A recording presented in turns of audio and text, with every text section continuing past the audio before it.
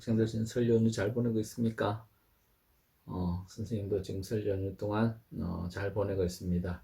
오늘 어른들한테 좀 인사도 하고 세배도 하고 그렇게 왔는데 여러분들도 집에서 어른들에게 세배하고 또한 같이 또 만난 떡국 먹으면서 이야기를 나누고 있는지 모르겠네요. 많은 친척들이 모여야 정말 설날 기분이 날 것인데 그러지 못해서 좀 아쉽습니다. 아무튼 여러분 가정에 여러분의 학교와 그리고 여러분의 삶들 속에서 하나님의 평화와 사랑이 가득하기를 원합니다.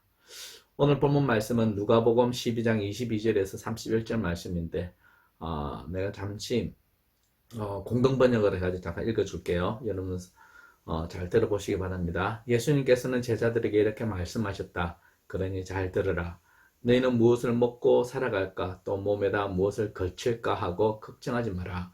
목숨이 음식보다 귀하고 몸이 옷보다 귀하지 않으냐? 저 까마귀들을 생각해 보아라.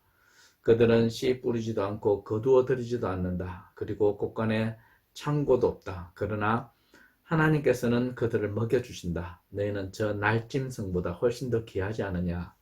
도대체 너희 중 누가 걱정한다고 목숨을 한 시간인들 더 늘릴 수 있겠느냐? 이렇게 하찮은 일에도 힘이 미치지 못하면서 왜 다른 일까지 걱정하느냐? 저 꽃들이 어떻게 자라는가 생각해 보라.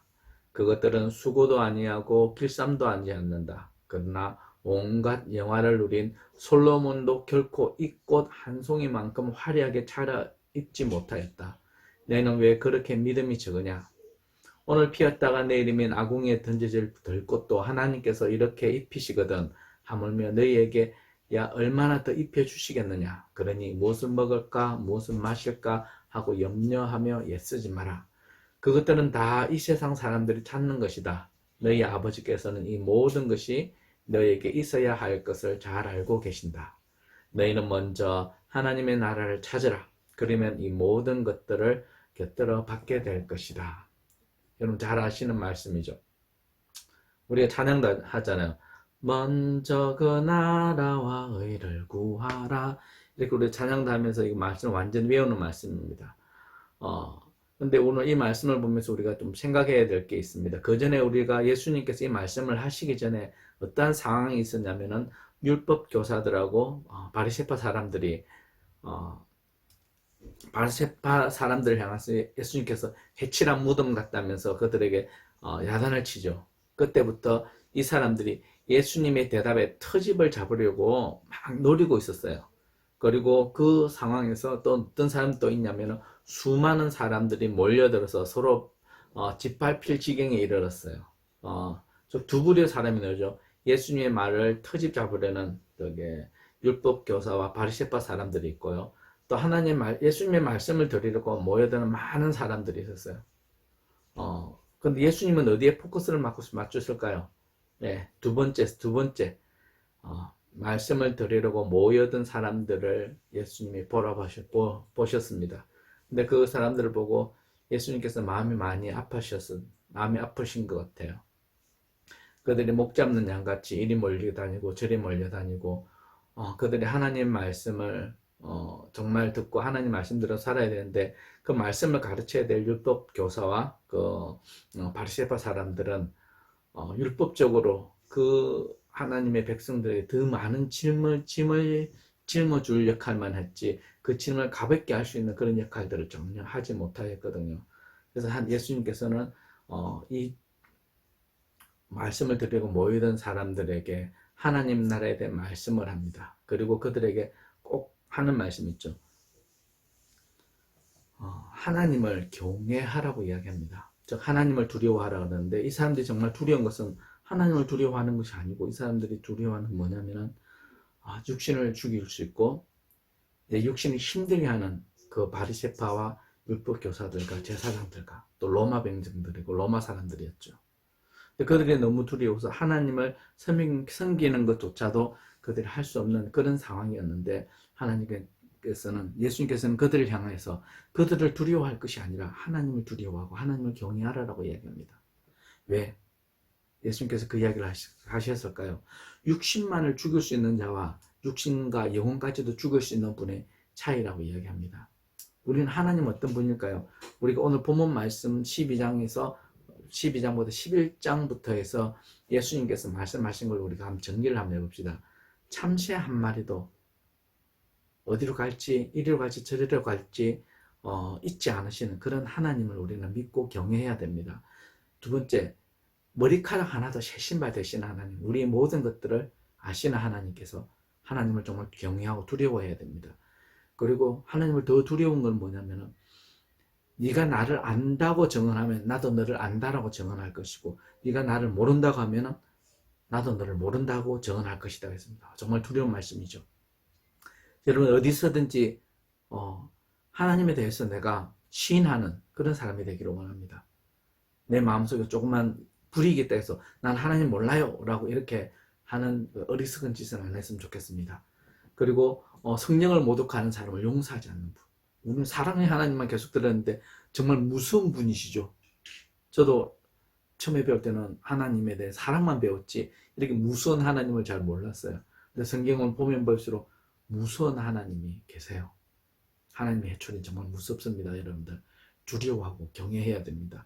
그리고 해야 할 일이 많은 성령님을 통하여 우리가 해야 할 일들을 알려주시는 그런 하나님을 우리는 경외하고 하나님을 믿어야 됩니다.